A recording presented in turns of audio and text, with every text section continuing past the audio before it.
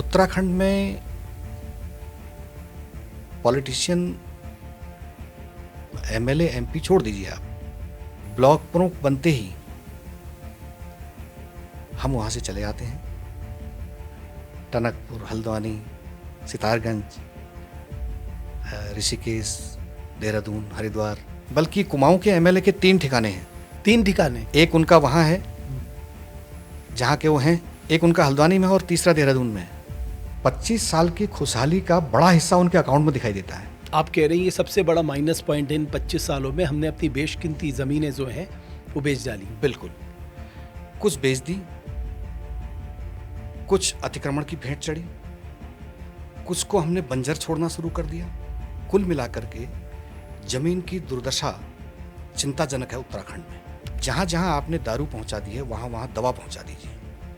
वहां एक डिस्पेंसरी तो खोलिए ना, एक डॉक्टर, एक फार्मासिस्ट, एक असिस्टेंट।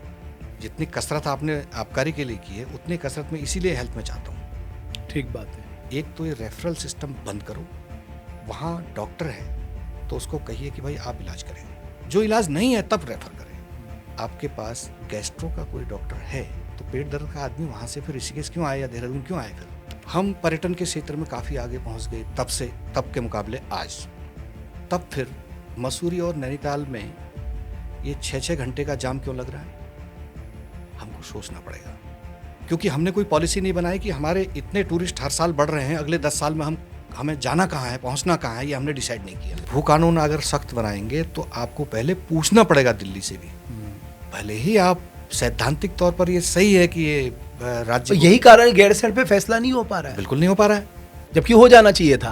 आप तय करो, आपको गैरसैंण बनाना है नहीं बनाना है। ना आपने नहीं बनाना, आप मना करो। आपको रायपुर बनाना है नहीं बनाना है, बट हाँ या ना तो कहो। आपने वहां पर करोड़ों रुपए का इंफ्रास्ट्रक्चर खड़ा करके उसको छोड़ दिया है।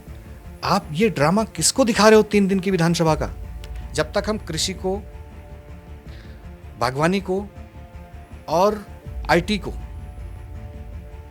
अपनी प्राथमिकता नहीं बनाएंगे तब तक प्रदेश आगे नहीं बढ़ सकता। आप तो हिमाचल में भी रहे, मैंने सुना वहां के पॉलिटिशियंस ने भी पलायन नहीं किया। वीरभद्र सिंह उनके पिताजी के बनाए होली लॉज में रहते थे, अब स्वर्गवासी हो गए। उनका बेटा भी आज वहीं रहता है। प्रेम कुमार धूमल, वो हिमाचल के 10 साल मुख्यमंत्री रहे, वो अपने गांव समीरपुर में रहते हैं। शांता कुमार मुख्यमंत्री रहे वहाँ के, वो 10 किलोमीटर हटकर जरूर आए पालमपुर में। ऐसा नहीं किया इन लोगों ने कि शिमला में चलो राजधानी आ जाते हैं या किसी मैदानी इलाके में चले जाते हैं, दिल्ली चले जाते हैं। नमस्कार, मैं हूं रमेश भट्ट। आप देख रहे हैं देवभूमि डायलॉग का पॉडकास्ट, और पॉडकास्ट में हमने बहुत ही खास मेहमान को आमंत्रित किया है जिन्होंने पत्रकारिता में 33 साल दिए हैं। उसमें भी ज़्यादातर समय उन्होंने अखबार में, खासकर अमर उजाला और हिंदुस्तान में दिए हैं और बड़ी भूमिका में रहे हैं। और सबसे दिलचस्प बात यह है कि जब हम उत्तराखंड और हिमाचल की बात करते हैं, मैं समझता हूँ वो सबसे बेहतरीन व्यक्ति हैं जिन्होंने अच्छा खासा समय हिमाचल में भी बिताया है, और उत्तराखंड के तो वो हैं ही। गिरीश गुर्रानी जी, बहुत धन्यवाद sir. Thank you very much Bhatt ji. आपको मुस्कुराते हुए देख के मुझे हमेशा अच्छा लगता है। हमें भी अच्छा लगता है आपके साथ बात करना। सर, बिकॉज हमने 25 साल की जर्नी पूरी की है, क्योंकि आपने तो देखा ही है कि जब उत्तराखंड बना, उत्तराखंड के लिए आंदोलन हुए, अलग राज्य बना, आज हमने 25 साल भी पूरे कर लिए। तो इस पूरी यात्रा को आप किस तरह से देखते हैं? यात्रा 25 साल की मैं शुरू करना चाहूँगा। नोबेल विजेता हैं डेसमंड टूटू, उनकी एक ऐतिहासिक टिप्पणी से। उन्होंने कहा था, अफ्रीका में जब मिशनरी आए उनके हाथ में बाइबल थी और हमारे पास ज़मीन है। उन्होंने कहा आइए पूजा करते हैं। हमने आंखें बंद कर ली। जब आंखें खोली तो हमारे हाथ में बाइबल थी और उनके पास ज़मीन है। आपको विकास के लिए भी ज़मीन चाहिए होती है, आपको खेती के लिए ज़मीन चाहिए, आपको पर्यावरण के लिए ज़मीन चाहिए, जंगल के लिए ज़मीन चाहिए, जल के लिए ज़मीन चाहिए। बिना ज़मीन के हम कुछ नहीं कर पाएंगे। अगर हमारी ज़मीनें इस रफ्तार से हाथ से जाती रहेंगी तो मुझे लगता है कि डेसमंड टूटू की वो ऐतिहासिक टिप्पणी कहीं हम पर भी लागू न हो जाए धीरे धीरे।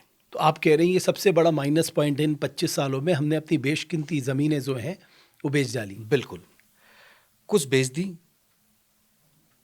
कुछ अतिक्रमण की भेंट चढ़ी, कुछ को हमने बंजर छोड़ना शुरू कर दिया। कुल मिलाकर के जमीन की दुर्दशा चिंताजनक है उत्तराखंड में। नहीं तो फिर ये इतने सारे लॉज जो बनाए गए, तिवारी जी से लेके खंडूरी जी से लेके, नहीं, लॉज बाद के जो बनाए गए, मुख्यमंत्रियों ने भी बनाए। हाँ, नहीं, बनाए, तोड़े, फिर बनाए, लेकिन वो कारगर साबित नहीं हुए। वो इसलिए साबित नहीं हुए, तिवारी जी ने सबसे पहले 500 मीटर का मानक तय किया कि कोई भी उत्तराखंड से बाहर का व्यक्ति 500 मीटर तक आवासीय पर्पज के लिए ले सकता है, वो भी वन टाइम, एक बार ले सकता है। लेकिन इसमें एक शर्त और थी, एक परिवार है, ये यूनिट है, एक यूनिट फैमिली, परिवार है। बहुत सारे लोगों ने उसको तोड़ लिया। 500 मीटर फादर के नाम पर, 500 मीटर बेटे के नाम पर, 500 मीटर पत्नी के नाम पर, इस तरह से लेना शुरू किया। इलीगल है, वो तो इलीगल है। खंडूरी जी ने उसको थोड़ा और टाइट किया।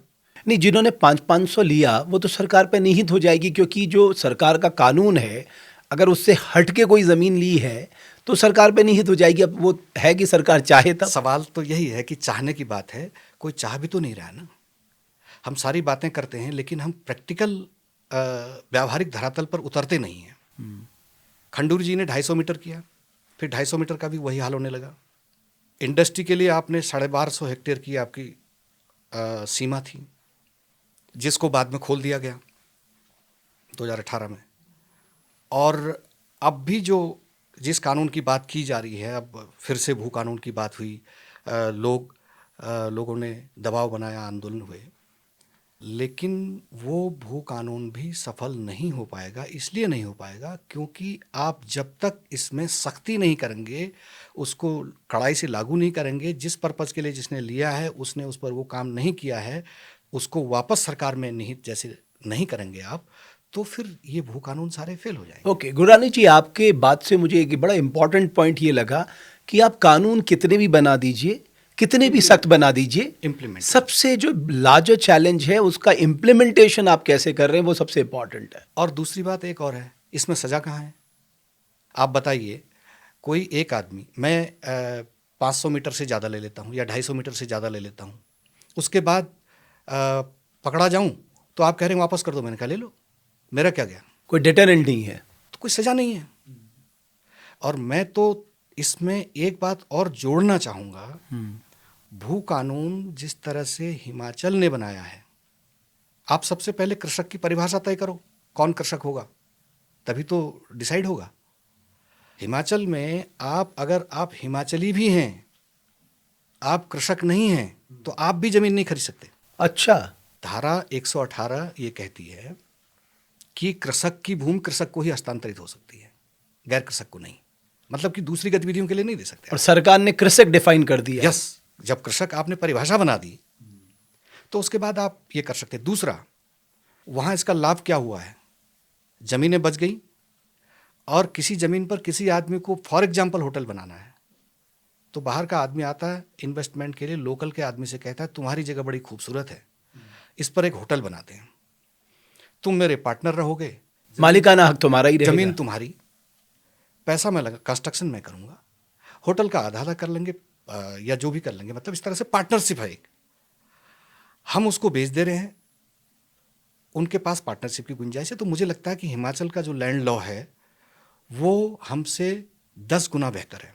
लेकिन आपने बड़ी दिलचस्प बात की, हिमाचल का व्यक्ति तो पार्टनर बन गया, यस, है ना, और हमारा व्यक्ति अपनी जमीन बेच के उसी के यहाँ गार्ड की नौकरी कर रहा है बाद में, या उसी के यहाँ बर्तन धो रहा है या उसी के यहाँ दूसरे काम कर रहा है, मालीगिरी का काम कर रहा है। पैसे तो उसके खर्च हो जाते हैं। आप देखिए, अगर हमारी सरकार चाहती तो शायद वो भी पार्टनर बने रहता। हाँ, पार्टनर बने रहता। आप देख रहे हैं हल्द्वानी, रामगढ़, मुक्तेश्वर, धारी, सारा बेल्ट सेब के बगीचे खत्म हो गए। बिल्कुल। और इसी तरह से आपका ऋषिकेश से आगरा खाल, चंबा, ये बेल्ट ले लीजिए आप, या फिर आप ले लीजिए मसूरी, धनौल्टी, काणाताल, ये जो बेल्ट हैं, यहाँ जहाँ भी सेब के बगीचे थे, जहाँ दूसरे बगीचे थे, एग्रीकल्चर लैंड थी, वो सारी स्वाहा हो गई। आपकी जीडीपी में जो एग्रीकल्चर का, हॉर्टिकल्चर का योगदान था वो घटने लगा। अच्छा, आपने इस तरह से लैंड गंवा दी, आने वाले समय में हम अपनी पीढ़ियों के लिए कुछ छोड़कर नहीं जा पाएंगे। इसलिए हमें लैंड को बचाना जरूरी है। और मैं तो यहाँ तक जाऊँगा कि उत्तराखंड को डिमांड करना चाहिए, न केवल लैंड लो, बल्कि यहाँ के की ज़मीन को बचाने के लिए 371 की डिमांड करनी चाहिए। शेड्यूल 5 में 371 जो पूर्वोत्तर के राज्यों में लागू है आज, वो वहाँ के 3 राज्यों में लागू है मेरे ख्याल से, तो वो यहाँ पर भी उसको लागू होना चाहिए। वो क्योंकि वो हमें संवैधानिक सुरक्षा प्रदान कर देता है। बट गुरानी जी, उससे एक जो दिक्कत आएगी कि आपके यहाँ निवेश नहीं आएगा। अगर आपको अपने यहाँ निवेश लाना है तो आपको बहुत ओपन पॉलिसी रखनी होगी। आप ये नहीं कह सकते कि उत्तराखंडी जहाँ जाएगा वहाँ ज़मीन ले सकता है, घर बना सकता है, रह सकता है, जॉब पा सकता है, अपनी लाइवलीहुड चला सकता है, लेकिन बाहर का व्यक्ति उत्तराखंड में नहीं आ सकता, बिकॉज हमारे तो ज़्यादातर लोग बाहर वो नौकरी भी कर रहे हैं। पर्वतीय क्षेत्रों की ज़मीन बचाने का रास्ता और क्या है? क्योंकि ठीक है, मैदान में आप औद्योगिकरण कर रहे हैं, ज़मीनें मैदान की भी बचाने की ज़रूरत है, इसलिए कि कल आपके पास ज़मीन नहीं होगी। ज़मीन का सवाल उपयोग का है ना, आप किराए पर दो, आप लीज पर दो, आप दूसरे तरीके से दीजिए उसको। आप बेच क्यों रहे हैं उसे, खत्म क्यों कर रहे हैं? मतलब एक ये कर सकते हैं आप, एक इंडस्ट्रियल जोन अलग से चिन्हित कर दीजिए, एग्रीकल्चर जोन अलग से चिन्हित कर लीजिए, हाउसिंग जोन अलग से चिन्हित कर लीजिए। तो इस तरह से ये अमूमन किया जाता है ना। अगर आप दूसरे देशों में देखो, उन्होंने बहुत स्मार्टली ये काम किए। बल्कि एक बात और है, अब इसको हम हालांकि बाद में करेंगे, पहले हम ये क्लियर कर लें कि ज़मीनें बचाने के उपाय को लेकर के विस्तृत बहस करनी चाहिए। इसमें सभी तरह के विशेषज्ञों को शामिल करके हम कैसे करें, जैसे आपने एक राय दी, उसका हम एक स्मार्ट प्लान बना लें। ठीक है, ज़मीनें बचाना पर ज़रूरी है। चलिए, ये आपने जो 25 ईयर्स की जो यात्रा है उसमें आपने कहा जो हमने अपनी बेशकीमती ज़मीनें गंवाई हैं, वो एक बहुत बड़ा नुकसान इस राज्य को लॉन्ग टर्म में देखने को सबसे बड़ा नुकसान, सबसे बड़ा नुकसान। दूसरा, अगर मैं देखूं ओवरऑल ग्रोथ पर्सपेक्टिव में आप किस तरह से देख रहे हैं, हमारी विकास की यात्रा कैसे दिखती है, चाहे वो इंडस्ट्री के लिहाज से हो, सर्विसेज के लिहाज से हो, एग्रीकल्चर या एनिमल हस्बेंड्री के लिहाज से हो, कैसे हम आगे बढ़े? हमने विकास बिल्कुल किया। इन 25 सालों के सफ़र में हमने बहुत सारे मायनों में हम काफ़ी आगे पहुँचे हैं, पर उसमें एक बड़ी कमी मुझे नज़र आती है, जो है नीतिगत कमी। जब हम पॉलिसी की बात करते हैं, एक बार कोई पॉलिसी बनाए, पॉलिसी में हम अपनी प्रायोरिटीज डिसाइड करें। हमने आज तक अपनी प्राथमिकताएं तय नहीं की हैं। जैसे हम पर्यटन के क्षेत्र में काफ़ी आगे पहुंच गए तब के मुकाबले आज। जब हम यहाँ तक पहुंच गए हैं, तब फिर मसूरी और नैनीताल में ये 6-6 घंटे का जाम क्यों लग रहा है? हमको सोचना पड़ेगा, क्योंकि हमने कोई पॉलिसी नहीं बनाई कि हमारे इतने टूरिस्ट हर साल बढ़ रहे हैं, अगले 10 साल में हमें जाना कहाँ है, पहुँचना कहाँ है, ये हमने डिसाइड नहीं किया। जिसे लॉन्ग टर्म प्लानिंग नहीं कर पाए। वो हमने नहीं किया। हमने कहा कि हम ऊर्जा प्रदेश बनेंगे, हमने पॉलिसी ऐसी बनाई नहीं कि हम ऊर्जा प्रदेश बन पाते। हमारे मुकाबले हिमाचल से मैं फिर तुलना करना चाहूँगा, 2.5 गुना ज़्यादा बिजली पैदा कर रहा है वो राज्य। हमसे छोटा है, नदियाँ हमसे कम हैं, जल संसाधन हमारे पास ज़्यादा हैं, दोहन हिमाचल ज़्यादा कर रहा है। दोहन क्षमता भी अगर संभावनाओं के हिसाब से हम देखते हैं तो उसकी और हमारी जो है हम उसमें भी ज़्यादा हैं। वो 24,000 मेगावाट करीब है, हमारा 25,000 मेगावाट की क्षमता, पोटेंशियल जो है, क्षमता बिल्कुल। लेकिन जो अभी हम पैदा कर रहे हैं, हम तो 3-3.5 हज़ार के आसपास, नहीं 42-43 पहुँच गए हैं, लेकिन वो 11.5 पहुँचने वाला है 1,000 मेगावाट, 11,500 मेगावाट। तो कुल मिला के बहुत बड़ा अंतर है, 2.5 गुना। मतलब वो आत्मनिर्भर है ऊर्जा के मामले में। नहीं, वो हिमाचल वो बेच भी रहा होगा, सरप्लस है, पावर सरप्लस स्टेट है, और 1,400 करोड़ रुपया प्रतिवर्ष वो कमाता है। तो हम इसीलिए बार बार हिमाचल का उदाहरण देते हैं, लेकिन उदाहरण मात्र देते हैं, सीख नहीं पाते। और हिमाचल और इसके कुछ बुनियादी अंतर और बताऊं मैं तो नीतिगत अंतर है ये। हम नीतियों पर काम नहीं कर रहे हैं, इसलिए हम थोड़ा आगे बढ़ते हैं, फिर वापस चले आते हैं। हमने कभी कहा कि हम आयुर्वेदिक प्रदेश बनेंगे, जड़ी बूटी उगाएंगे। हम कभी कहते हैं कि स्पिरिचुअल और योग का हब बनाएंगे इसको। थोड़ा सा आगे बढ़ते हैं, फिर पीछे लौट आते हैं। ना हम आज ऊर्जा प्रदेश बन पाए, न पर्यटन प्रदेश बन पाए, न हम स्पिरिचुअल और योग का हब बन पाए, न ही हम आयुर्वेद प्रदेश बन पाए जहाँ जड़ी बूटियाँ हैं। केरल का उदाहरण हम लेते हैं आज जो है। तो इस तरह से हमारी जो नीतियाँ हैं उसकी ऑर्गेनिक स्टेट भी नहीं बन पाया, वो सिक्किम तक बन गया, नहीं बन पाए। अब कई लोग इस बात पर संदेह करते हैं। कुछ लोग संदेह करते हैं कि भाई नहीं, पहाड़ी राज्य है, मैदानों में तो आप मतलब प्रॉस्पेरेसी लाई जा सकती है, विकास किया जा सकता है, आमदनी बढ़ाई जा सकती है, पहाड़ों में नहीं हो सकता। तो सिक्किम कैसे हो गया साहब? हमको सीखना पड़ेगा। कमिटमेंट, मैं कहूँगा उसका डिटर्मिनेशन बहुत ज़बरदस्त था। हमारा कितना है? उन्हें 2003 से तैयारी की ऑर्गेनिक स्टेट बनने की, 2016 में वो सर्टिफाइड ऑर्गेनिक स्टेट बन गया। और आज की तारीख में जब पर कैपिटा इनकम की बात आती है, देश में सिक्किम टॉप पर है। हम उसके लगभग आधे के आसपास हैं।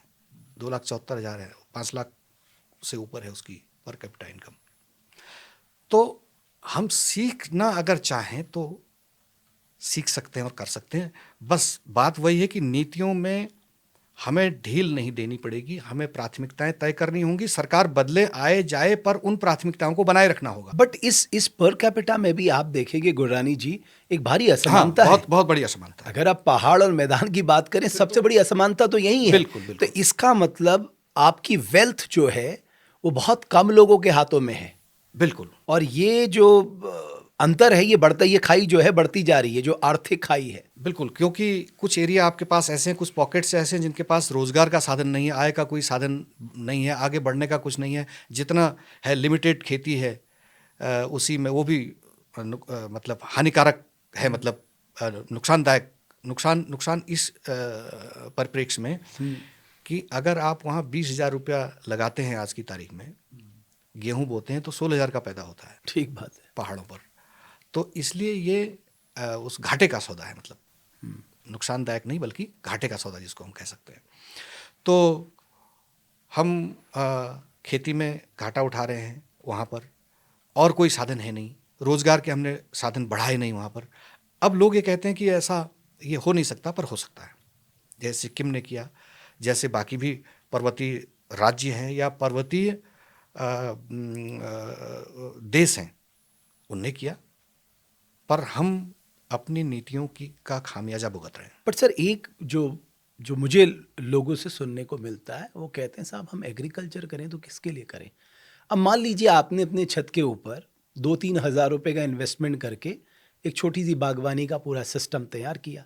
अब मान लीजिए बंदर आके वहाँ तोड़फोड़ मचा के सब तहस नहस करके, वो 3,000 आपको कितने भारी लग रहे हैं। आपका दिन भर मूड खराब रहा कि साहब देखो बड़ी मेहनत की, मिट्टी लाए, सब कुछ किया। अब वो किसान जिसने अपने सारे खेत गुलजार किए, बीज बोया, पेस्टिसाइड वगैरह का इस्तेमाल किया, जो भी काम किया उसने, इन्वेस्टमेंट की, और सब उसको जानवर नुकसान कर गए। तो जब बार बार ऐसा हो रहा है तो उसका दिल टूट जाता है। और यही कारण है मैं पहाड़ों में देख रहा हूँ, बिकॉज उनके भी जेन्युइन कंसर्न है।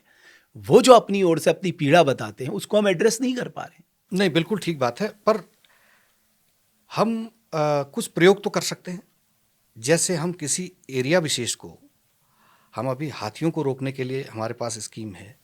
हम एक फेंसिंग करते हैं, सोलर फेंसिंग करते हैं। नहीं आता है, हम करके तो देखें। हमने प्रयोग भी नहीं किए हैं। हमने कोई ऐसे प्रयोग नहीं किए कि हम कहते हैं, देखिए प्रयोग करने के बाद वो विफल हो सकते हैं, लेकिन प्रयोग तो करने चाहिए। हम प्रयोग ही नहीं कर पा रहे हैं क्योंकि हमारी वो प्राथमिकता नहीं है। जब तक हम कृषि को, बागवानी को और आईटी को अपनी प्राथमिकता नहीं बनाएंगे, तब तक प्रदेश आगे नहीं बढ़ सकता। अब हमारी प्राथमिकताएं क्या हैं? हमारी प्राथमिकता है आबकारी, हमारी प्राथमिकता है खनन। आप हैरान होंगे, उत्तराखंड और हिमाचल में दोनों जगह आबकारी विभाग अक्सर मुख्यमंत्रियों के पास रहता है। आप 25 साल 30 साल के आंकड़े उठाइए, मिल जाएगा आपको। बट ऐसा क्यों? आबकारी विभाग को दुधारू गाय मानते हैं पॉलिटिशियन, इसलिए। और ये आबकारी विभाग जो है न केवल सरकार की आय का साधन है, बल्कि पॉलिटिकल फंडिंग का साधन भी है। इसलिए ये हमेशा ज़्यादातर मुख्यमंत्रियों के पास रहा है। कभी कभी बीच में रहा होगा, लेकिन आप हिमाचल में देखें, हाँ, हिमाचल में खनन मुख्यमंत्रियों के पास कम रहता है, क्योंकि वो खनन वहाँ उद्योग का हिस्सा है, उद्योग भाग का एक हिस्सा है। यहाँ पर खनन भी ज़्यादातर आप देखेंगे मुख्यमंत्रियों के पास रहता है, क्योंकि हमारी प्राथमिकता वो है। जब हमारी सरकार की प्राथमिकताएं ये हो जाएंगी, तो फिर एग्रीकल्चर और आप जितने प्रयोग आबकारी में कर रहे हैं टेंडरों के लिए, जितने प्रयोग आप लीज पट्टे देने के लिए, खनन के लिए कर रहे हैं, उतने प्रयोग आपने एग्रीकल्चर और हॉर्टिकल्चर में क्यों नहीं किए? जबकि ज़्यादा ज़रूरत वहाँ पर थी। हाँ, आपने उतने प्रयोग एजुकेशन में क्यों नहीं किए? आपने हेल्थ में ऐसे प्रयोग क्यों नहीं किए? आप क्यों आपका सारा का सारा फोकस सरकार का, किसी भी सरकार का, वो आबकारी है और खनन है? आपको नहीं लगता कि हमने नीतिगत ऐसे फैसले लिए कि जो ये बड़े अच्छे सेक्टर थे, भाई माइनिंग भी एक बड़ा इंपॉर्टेंट सेक्टर है आपकी इकोनॉमी का, हाँ बिल्कुल है, आबकारी भी एक इकोनॉमिक का बड़ा इंपॉर्टेंट सेक्टर है मैं कहूँगा, क्योंकि उससे आपको बहुत राजस्व आता है, तो लेकिन आपने अपनी पॉलिसी से इसको इतना बदनाम कर दिया कि माइनिंग और आबकारी का मतलब जो होता है कि साहब कुछ ना कुछ तो सड़ांध है, कुछ ना कुछ तो गड़बड़ है, मतलब कहते ही ऐसे सवाल उठने लगते हैं। अगर आप ऐसा फोकस पावर पर करते तो आप पावर सरप्लस स्टेट बन सकते थे, इससे ज़्यादा रेवेन्यू आता। जब 1400 करोड़ का हिमाचल बेच रहा है बिजली, तो आप भी बेच सकते थे। तो कुल मिलाकर 1400 करोड़ तो अभी आपका माइनिंग का नहीं पहुंचा। तो इस तरह से हम जब अपनी प्राथमिकताएं तय करते हैं, उस वक्त हमारे दिमाग में जब उत्तराखंड का समग्र विकास होगा, तो तब हम फिर इससे ऊपर उठ पाएंगे। बट आपको लगता है कि हमारे लिए इन 25 सालों में अनडाउटेडली हमने ग्रोथ रेट बहुत अच्छी अचीव की, हाँ, बिल्कुल। हमने डेवलपमेंट किया है, हमारी सड़कें गांव तक पहुंची हैं, हमारे यहाँ नए हाईवेज बने हैं, एयरपोर्ट का एक्सपेंशन हुआ है, हाँ, सब चीज़ें हुई हैं, लेकिन हमने मेडिकल कॉलेज बनाए, मेडिकल कॉलेजेस बनाए हैं। बस फिर गुणवत्ता की बात आ जाती है, मतलब क्वालिटी। बिल्कुल। देखिए, मैं इतना निराशावादी नहीं हूं जैसी मैं बात कर रहा हूं, लेकिन मैं ये चाहता हूं कि बहुत अच्छी बातें करके हम अपनी बात खत्म कर लें, बजाय उसके उस पर कुछ चर्चा ऐसी होनी चाहिए, वो भले ही उससे कोई थोड़ा सा किसी को चुभे, कोई नाराज हो, लेकिन उसका कोई लाभ हो जाए, स्टेट को लाभ हो जाए। जैसे मेडिकल कॉलेज हमने श्रीनगर बनाया, अब गुणवत्ता देखिए उसकी। दून हॉस्पिटल अब तो मेडिकल कॉलेज का हिस्सा है, पहले वो क्या था? डिस्ट्रिक्ट हॉस्पिटल था। एक डिस्ट्रिक्ट हॉस्पिटल के लिए मेडिकल कॉलेज पेशेंट अपने रेफर कर रहा है। श्रीनगर से रेफर होकर मेडिकल कॉलेज से कहाँ आते थे? दून अस्पताल आते थे, फिर यहाँ उनका इलाज होता था। हमने देखा है उसको। हमने क्वालिटी कंप्रोमाइज कर दी, उसका नाम मेडिकल कॉलेज रख दिया। दूसरा, हल्द्वानी का मेडिकल कॉलेज है, वो अपने पेशेंट आज भी राममूर्ति बरेली को कर रहा है, एक प्राइवेट हॉस्पिटल को। अब क्योंकि इसमें मरीज का कल्याण तो खैर होगा ही होगा, बेचारे का जाएगा तो इलाज होगा, उसमें रेफर करने वाले डॉक्टर का कल्याण भी नहीं था, तो सबका कल्याण हो रहा है तो ठीक है। बट गुररानी जी, मैं एक दूसरे पर्सपेक्टिव से इस बात को रखना चाहता हूँ।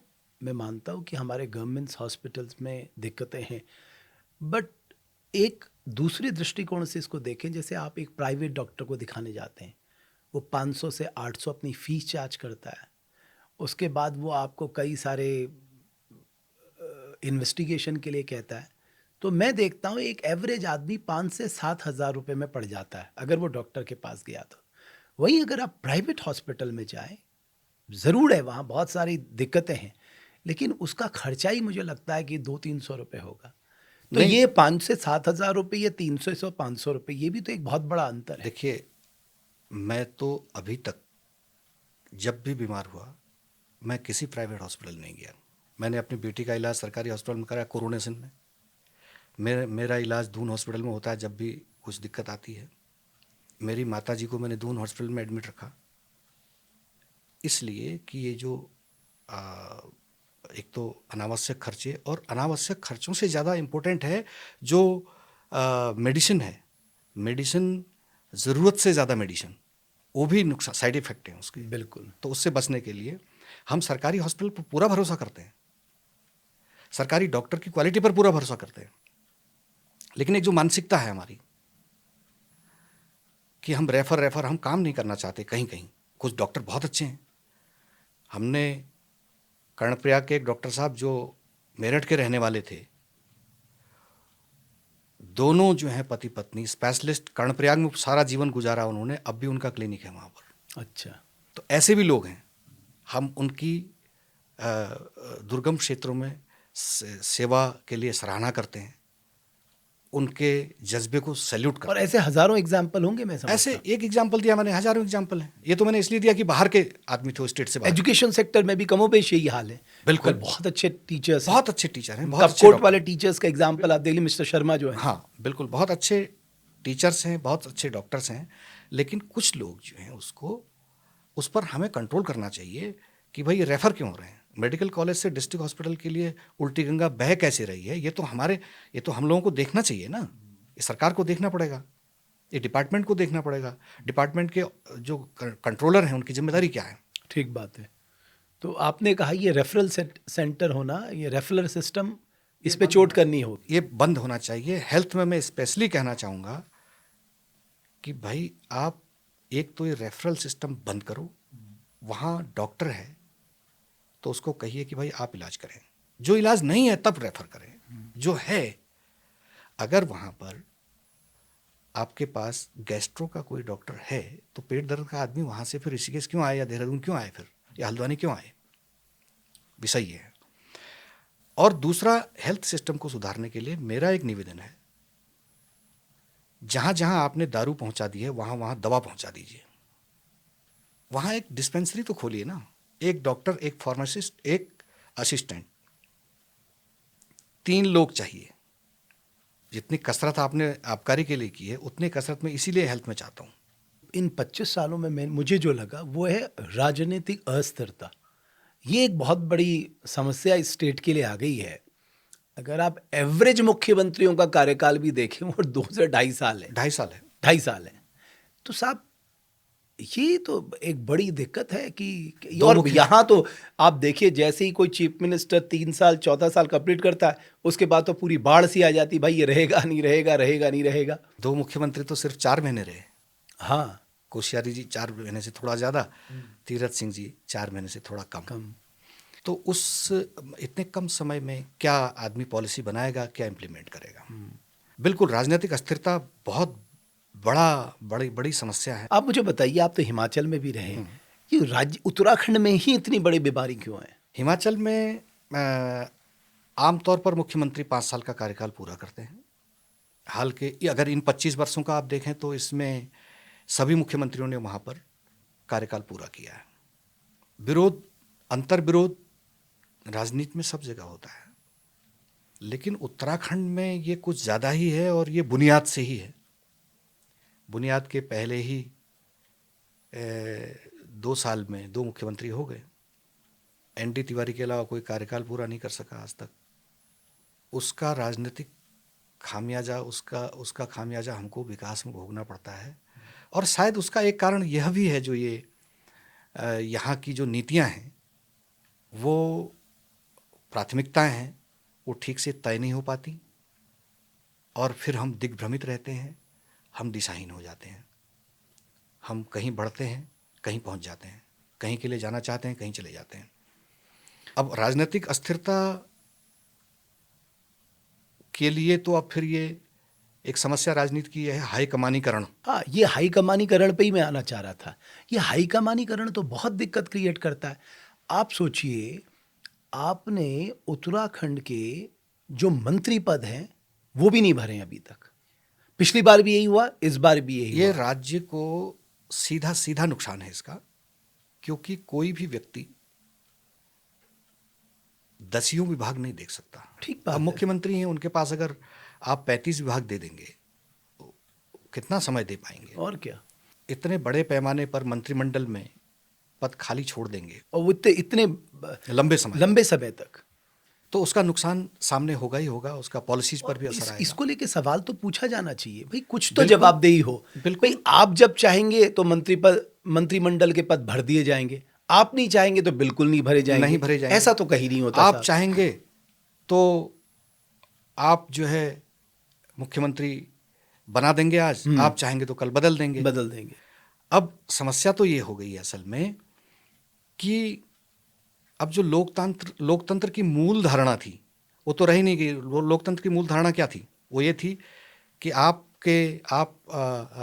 जो विधानसभा का चुनाव होगा उसमें अपने प्रतिनिधि चुनकर भेजेंगे, अपने प्रतिनिधि चुनकर भेजेंगे, आपके ही प्रतिनिधि एक मुख्यमंत्री चुनेंगे। लेकिन अब क्या हो गया, यहाँ चुनाव हो जाता है और हमने बीजेपी के टाइम पर भी देख रहे हैं, कांग्रेस के टाइम पर भी देखा, चुनाव होने के बाद आप रुके हुए हैं कि हाईकमान क्या कहता है सुने। कई बार तो ऐसे इस तरह का हुआ कि 10 दिन हो गए अब मुख्यमंत्री तय नहीं हुआ है। कयासबाजी चल रही है, आज ये हो सकता है कि वो हो सकता है, हाईकमान की पसंद ये है, दूसरे की पसंद ये है, विधायकों की पसंद को तो कोई देख ही नहीं रहा है। आप देखिए स्टार्टिंग से ही यही समस्या रही है। जब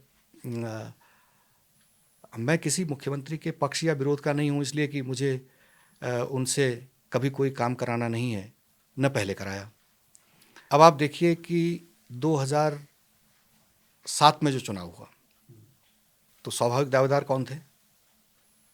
कोश्यारी जी, भगत सिंह कोश्यारी, आगे खंडूरी जी।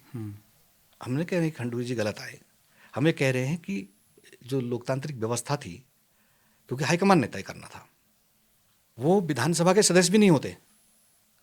2012 में स्वाभाविक दावेदार कौन थे? हरीश रावत। आगे विजय बहुगुणा जी। उससे पहले देख लीजिए 2002 में स्वाभाविक दावेदार कौन थे? हरीश रावत। वास्तव में स्वाभाविक दावेदार 2002 में अधिक थे। हरीश रावत जी उस समय कांग्रेस के अध्यक्ष हुआ करते थे, मैं यहाँ नहीं था, हिमाचल था मैं।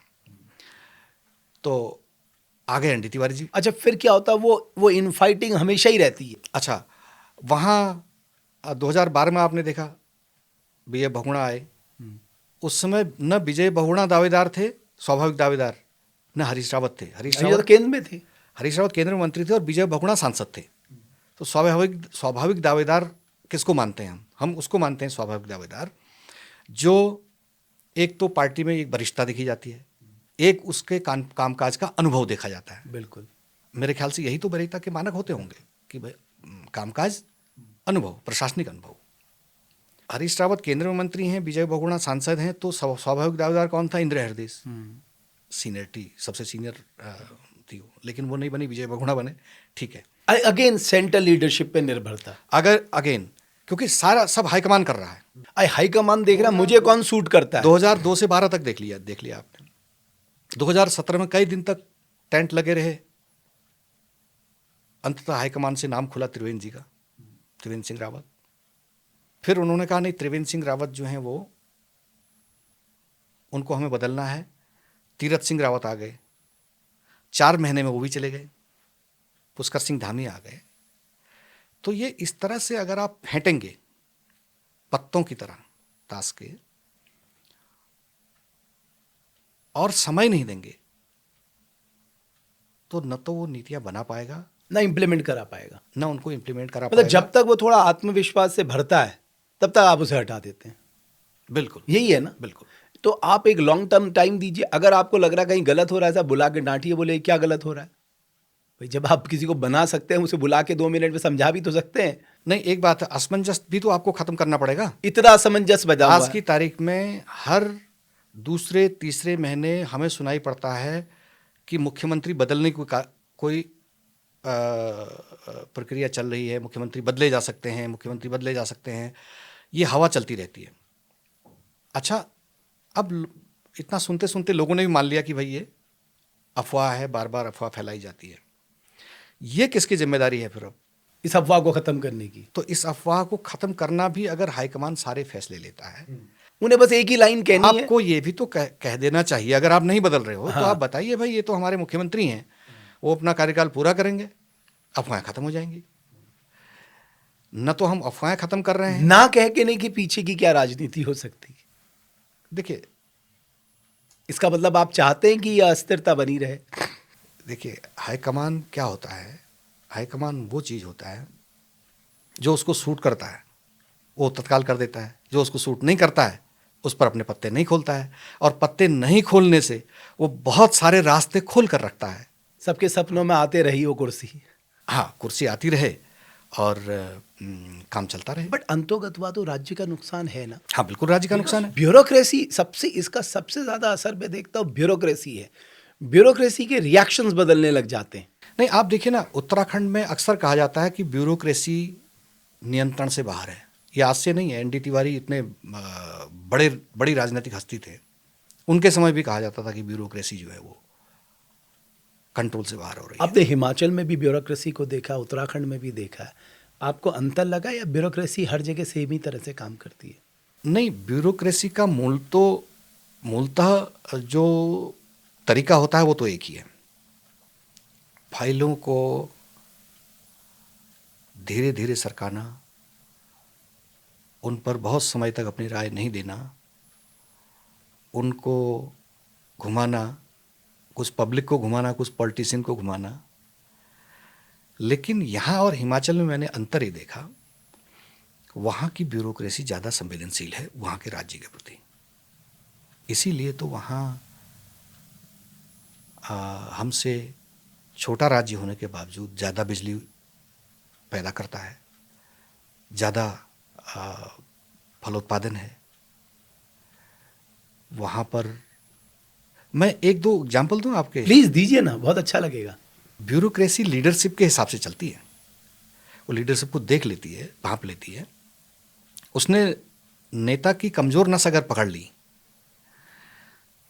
तो फिर वो नचा देगा।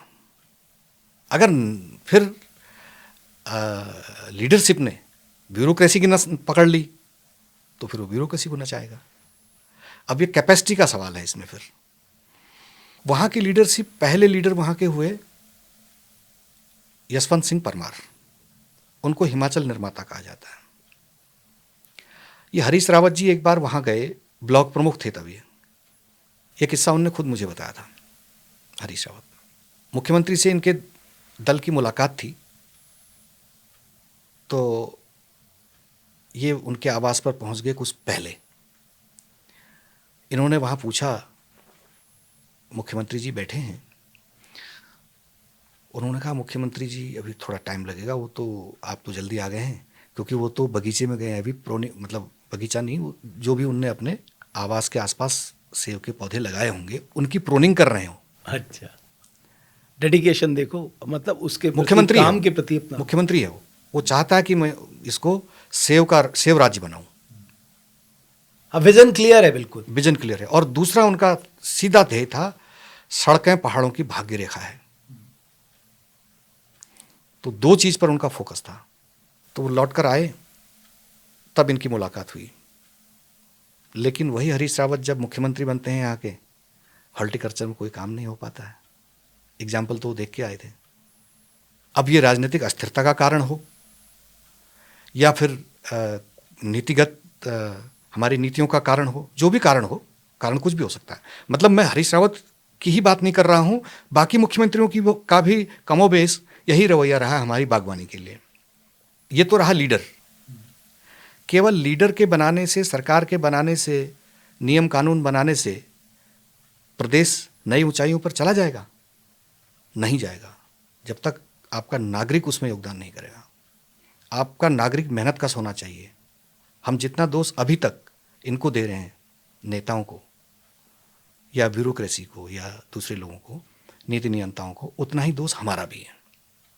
वो ऐसे कि हम भी मेहनत नहीं करना चाहते, हिमाचल की तरह, हिमाचलियों की तरह। मैं बिलासपुर में था जी, वहाँ एक अखबार डालने एक लड़का आता था। भट्ट जी, वो आपके बराबर ही खूबसूरत था। अच्छा, और पढ़ा लिखा लगता था। हाँ, मुझे लगा कि भाई ये बहुत पढ़ा लिखा आदमी लगता है, इतना सुंदर साफ सुथरे कपड़े पहनता है, ये अखबार डालने आता है, क्या बात होगी। एक दिन मैंने उससे पूछा, मैंने कहा आप कितने पढ़े लिखे हैं? उसने कहा ग्रेजुएट हूँ। मैंने कहा आप कोई जॉब वगैरह के लिए ट्राई क्यों नहीं करते? उसने कहा नहीं, मैं जॉब करता हूँ ऑलरेडी, मैं भारत सरकार में क्लर्क हूँ। ये अखबार डालने का जो काम मैं कर रहा हूँ, मैं दूरसंचार उद्योग में BSNL नहीं था। उसने कहा मैं अखबार डालने का काम तो इसलिए कर रहा हूँ कि मैंने मारुति 800 कार ले रखी है, उसकी किस्त में इससे निकालता हूँ। अरे क्या, अच्छा जी। तो मैं जो है, मैं चौंका। मैं तो अगर क्लर्क हो गया होता भारत सरकार का, तो मैं तो अपने खानदान को कहता पूरे अखबार नहीं बांटना, और मैं पत्रकार भी नहीं बनता। मैं आपको बता रहा हूँ, मैं तो खुश रहता उसी में।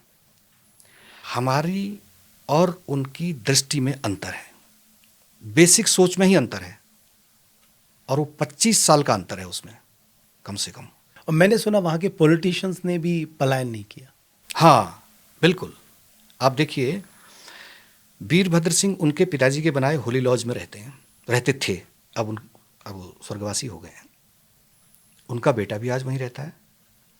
हमने सुना कि उनने दिल्ली में एक फ्लैट लिया, ज़रूर दिल्ली आने जाने के लिए लिया होगा, लेकिन रहते हो यहीं हैं, दिल्ली नहीं रहते उनका परिवार। मतलब प्रेम कुमार धूमल, वो हिमाचल के 10 साल मुख्यमंत्री रहे। वो अपने गांव समीरपुर में रहते हैं, और उसी पैतृक मकान में रहते हैं जो उनका बाप दादाओं के समय से था। उसको उनने रेनोवेट जरूर कर लिया। वहाँ कार नहीं जाती। अच्छा, कार नहीं जाती? मुख्यमंत्री का आवास और कार नहीं जाती? ना, कार नहीं जा पाती। क्यों? क्योंकि बाप दादा की ज़मीन है, आसपास मकान है, बीच में एक मेरे ख्याल 5-6 फुट की रोड होगी। वो 100-150 मीटर दूर उनकी कार खड़ी होती है। जब वो चीफ मिनिस्टर थे तब भी फ्लीट वहीं खड़ी होती थी। वहाँ से वो पैदल अपने घर जाते थे। इस समय भी पैदल जाते थे। इस समय भी धूमल अपने उसी पैतृक निवास में रहते हैं आज भी। अब उनके बेटे अनुराग ठाकुर केंद्रीय मंत्री रह चुके, सांसद हैं इस समय। शांता कुमार मुख्यमंत्री रहे वहाँ के। वो 10 किलोमीटर हटकर जरूर आए पालमपुर में, और पालमपुर ही रहते हैं। उन्होंने ऐसा नहीं किया इन लोगों ने कि शिमला में चलो राजधानी आ जाते हैं, या किसी मैदानी इलाके में चले जाते हैं, दिल्ली चले जाते हैं, या वहाँ चले जाते हैं। ऐसा नहीं किया उन्होंने। वहाँ गांव का इंजीनियर, चीफ इंजीनियर रिटायर होकर अपने गांव जाता है।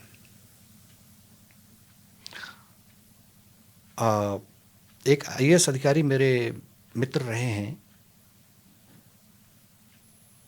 वो भी अपने गांव में रहते हैं। झंडूता उनका गांव है, बिलासपुर डिस्ट्रिक्ट में, और JR कटवाल उनका नाम है। वो रिटायर होने के बाद MLA का इलेक्शन लड़ा उन्होंने, आजकल MLA हैं वो। अच्छा। अपने गांव में रहते हैं। तो वहाँ का IAS अफसर, IPS अफसर, इंजीनियर, वहाँ के टॉप क्लास लोग, वहाँ के पॉलिटिशियन अपने गांव में रहते हैं। और अब अगर उत्तराखंड की बात करें तो उत्तराखंड में पॉलिटिशियन, MLA MP छोड़ दीजिए आप, ब्लॉक प्रमुख बनते ही हम वहाँ से चले आते हैं। टनकपुर, हल्द्वानी, सितारगंज, ऋषिकेश, देहरादून, हरिद्वार। और MLA तो बल्कि कुमाऊं के MLA के 3 ठिकाने हैं। 3 ठिकाने? एक उनका वहाँ है जहाँ के वो हैं। अगर वो पिथौरागढ़ डिस्ट्रिक्ट के हैं तो पिथौरागढ़ डिस्ट्रिक्ट में एक है। बहुत सारे हैं ऐसे। एक उनका घर वहाँ है, एक उनका हल्द्वानी में है, और तीसरा देहरादून में है। और 25 साल की खुशहाली का बड़ा हिस्सा उनके अकाउंट में दिखाई देता है।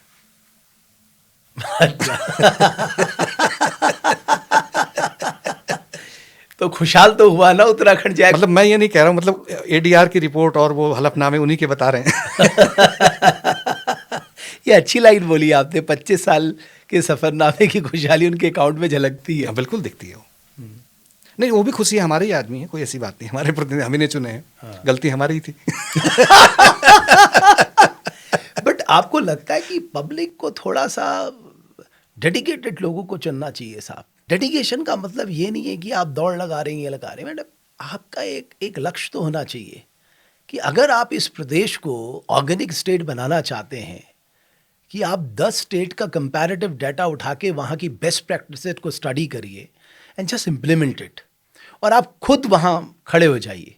जब राजाई खेत पे जाके खड़ा हो जाएगा और उसकी मंशा सारे डाउन द लाइन ब्यूरोक्रेट्स और जितने बाबू हैं उनको स्पष्ट हो जाएगी कि मेरा राजा चाहता क्या है या सीएम चाहता क्या है, ऐसा कौन सा काम है जो आप इम्प्लीमेंट नहीं कर सकते? बिल्कुल हो सकता है। आप, अब परेशानी क्या है, हम जिला कृषि अधिकारी एक पद है। अभी इस समय जो लोग विचारे हैं, मैं उनके लिए कुछ नहीं कहना चाहता। उनके पुराने या जब जो आने वाले समय वाले होंगे, ये जो लोग हैं, कृषि अधिकारी का अर्थ मेरी समझ में नहीं आता कि उसकी परिभाषा लोगों ने ये क्यों बना ली कि जिला कृषि अधिकारी जिला मुख्यालय पर बैठेंगे, उस कार्यालय के कर्मचारियों और फील्ड में काम करने वाले कर्मचारियों का वेतन आहरित करने का काम करेंगे बस, या फिर बिल पास करने का काम करेंगे। ये कृषि अधिकारी का काम, जबकि वो फील्ड का सेनापति होना चाहिए था।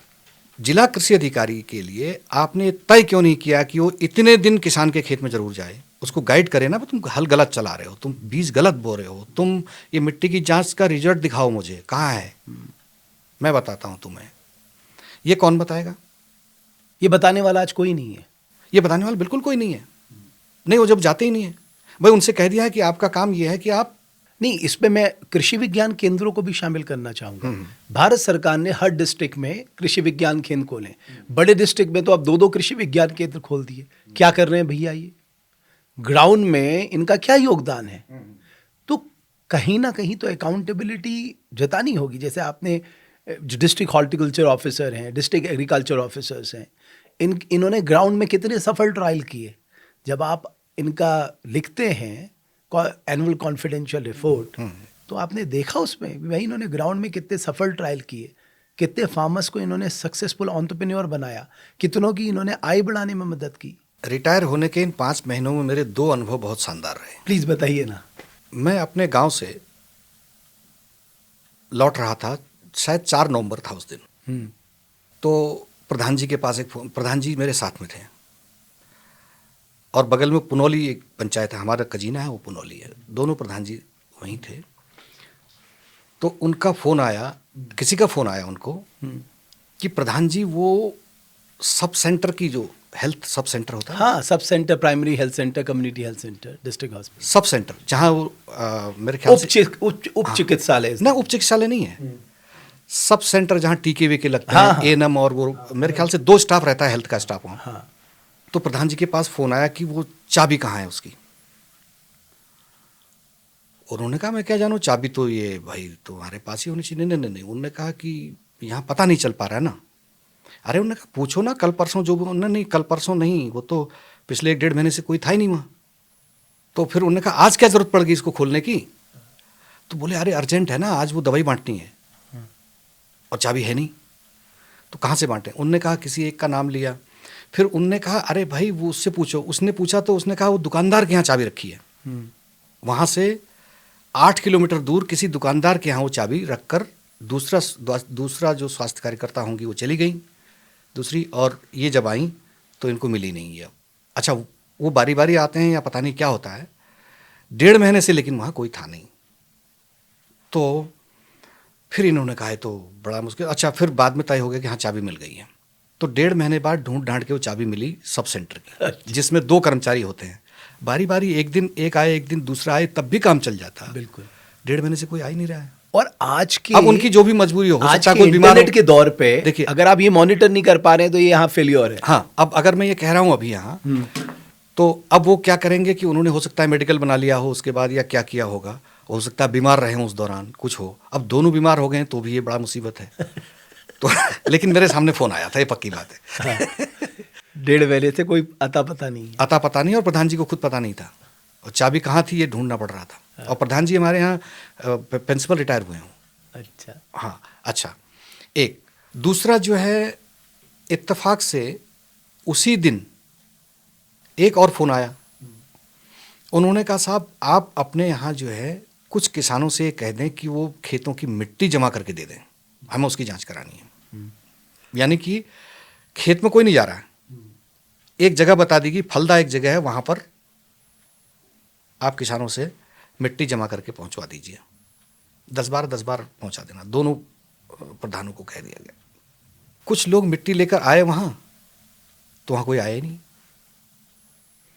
और बाद में इन्होंने पूछा उनसे, भाई तो तुम गए नहीं वहाँ? अरे उन्होंने कहा नहीं, आ गए सब आ गए। वो हुआ क्या कि एक जगह पर 15-20 लोग मिट्टी एक ही जगह से खोद करके उन्हें वहीं से दे दी। तो उसकी जांच, अब जो रिपोर्ट आएगी वो रिपोर्ट ये आएगी कि सारे गांव की मिट्टी एक जैसी है, ये रिपोर्ट आएगी, जबकि सारे गांव की मिट्टी अलग अलग है। तो ये मॉनिटरिंग जो है वो तो बहुत ही वीक है ना। जो आपने कहा कि राजा अगर खड़ा होकर के कह देगा, तो अगर राजा टेंस हो, अपनी समस्याओं से घिरा हुआ हो, तो क्या करेगा? और यहाँ का राजा तो वैसे ही टेंस रोज टेंस रहता है ना, क्योंकि टेंशन देने वाले इर्द गिर्द बहुत हैं, और उसका कुछ लोग बड़ा अच्छा लाभ लेते हैं। हाँ, वो कहते हैं साहब जाने की खबर आ रही फिर से, यहाँ साइन कर दो। तो मतलब कुल मिला के ये स्थिति हमारे लिए, हमारे दुर्भाग्यपूर्ण है ये। बट ये तो आप मानेंगे कि हमें जितना काम शिक्षा और स्वास्थ्य में करना चाहिए था वो हम नहीं करें, जबकि सबसे ज्यादा काम इन्हीं सेक्टरों पे करना चाहिए था। नहीं, मैं फिर दोहरा रहा हूँ, जहाँ दारू भेजी है वहाँ दवा भी भेज दो। वहाँ एक डॉक्टर, एक फार्मासिस्ट, एक सहायक की डिस्पेंसरी छोटी छोटी बना दो। आप मत बनाइए प्राइमरी हेल्थ सेंटर, कोई बात नहीं है। अरे बेसिक उपचार तो हो जाए। एक MBBS डॉक्टर दे दीजिए, आपके पास हैं, अब आप उसको दे दीजिए। और डिस्ट्रिक्ट हॉस्पिटल में आप क्वालिफाइड डॉक्टर रख दीजिए, वहाँ क्वालिफाइड डॉक्टर रख दीजिए, आप उसे एक मॉडल क्रिएट कर दीजिए। जरूरत होगी आप PSC भेज दीजिए, उसे जरूरत होगी तो डिस्ट्रिक्ट भेज देगा। बल्कि मुझे याद है बीजेपी ने, मुझे लगता है रमेश पोखरियाल निशंक थे, उस मैनिफेस्टो को बनाया। उसमें मैं एग्जैक्टली तो ध्यान में नहीं है, लेकिन बताया कि कुछ बड़े हॉस्पिटल निर्माण की बात उस मैनिफेस्टो में कही गई थी। पता नहीं वो कहाँ तक पहुँचा, मुझे नहीं पता। और यहाँ मैनिफेस्टो को कोई देखता भी नहीं है। नहीं, वो मैनिफेस्टो कोई नहीं देखता। अब चुनाव प्रैक्टिकली कैसे होते हैं वो आप ज़्यादा जानते हैं। चुनाव का जो व्यवहार है वो बिल्कुल अलग है इन सब चीज़ों से। मैनिफेस्टो और वो सब, जब वोट देने वाला आदमी आता है वो किसी दूसरी मानसिकता में वोट दे रहा होता है। बट गुरानी जी, एक चीज़ और बताइए, आपका तो इतना लंबा अनुभव है, जो जैसे झारखंड मुक्ति मोर्चा, आप झारखंड में देखिए, उसकी सरकार है। बीजू जनता दल, DMK को देख लीजिए, तृणमूल कांग्रेस को देख लीजिए, इसी तरह से NCP को देख लीजिए। मतलब कई राज्यों में क्षेत्रीय दल बहुत उभरे, उन्होंने सरकारें भी बनाई।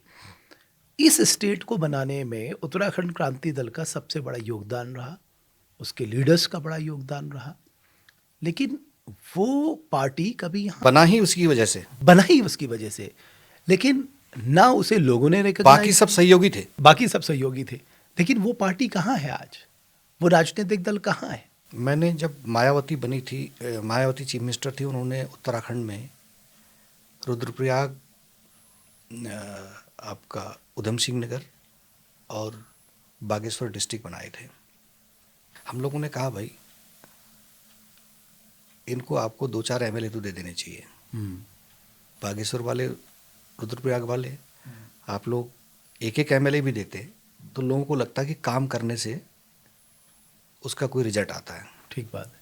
हम वोट देते समय ये सोचते ही नहीं है कि कौन हमारा काम कर सकता है, कौन किसके पास कौन ये इनोवेशन कर सकता है, कौन नया कोई हमारे लिए काम कर सकता है, हमें रोजगार का साधन मुहैया कौन करा सकता है, हम लोगों के लिए लड़ कौन सकता है। ये तो हम सोच ही नहीं रहे वोट देते समय।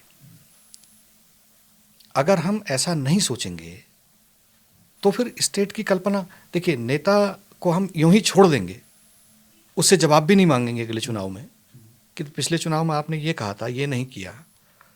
और दुर्भाग्य से कुछ इलाकों में जब हम पैसा बांटकर या शराब बांटकर वोट लेने देने लगेंगे तो फिर तो हमें ये लोकतंत्र वाली कल्पना ही छोड़नी पड़ेगी ना। अब ठीक है, जिसके पास सामर्थ्य होगी वोट ले लेगा। अच्छा, पहले कहते थे साहब आपका जो जनप्रतिनिधि है वो विधानसभा में आपके मुद्दे कैसे रखता है, वो लोकसभा में आपके मुद्दों के लिए किस तरह से पेश आता है, वो कॉन्सेप्ट ही चला गया। मैं देखता हूँ वो कॉन्सेप्ट आज कोई पूछने वाला नहीं है कि साहब आपने लोकसभा में बोले या नहीं बोले, आपने विधानसभा में हमारा मुद्दा रखा या नहीं। हाँ, कोई पूछने वाला नहीं है।